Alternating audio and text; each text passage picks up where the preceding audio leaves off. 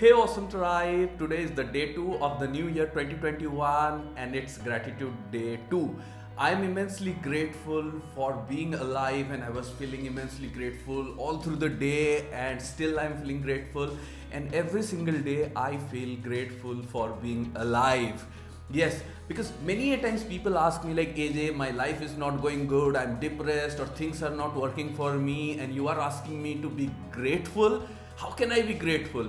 And that's when I give them this formula that the easiest way and the best way to be grateful, to practice gratitude, is being grateful for being alive. And every single day, including today, I feel grateful for being alive. I keep my hands on my heart and I say thank you, thank you, thank you for being alive. And I become grateful to this life force flowing through my mind, heart, and soul, and be grateful for it. Because I am alive, that's why I can dream big, I can go for those dreams, I can achieve them, I can create content, I can spread inspiration, I can create an impact in the world. And same way, you have to be grateful for being alive, because that's when only you can dream big and make those dreams come true. So today, on Gratitude Day 2, let me know in the comment whom you are grateful to or what you are grateful for.